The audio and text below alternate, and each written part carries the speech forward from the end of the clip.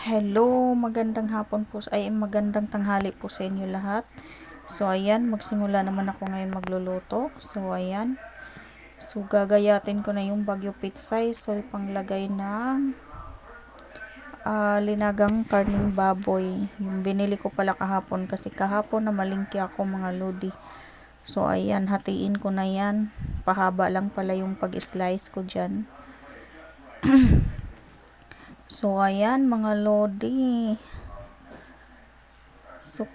So habang naghintay ako sa linaga kong baboy, yung pinapalambot kong buto-buto, so mag-soft drinks muna ako.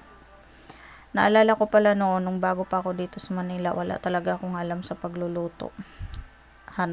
Hanggat nung nag-asawa ako, wala akong alam sa pagluluto. Buti na lang natuto din ako sa pagluluto. So ayan na mga lodi.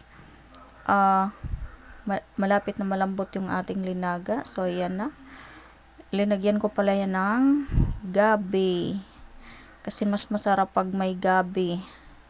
Malapot yung kanyang sabaw. So ayan na, ilagay ko na yung Baguio Pitsay.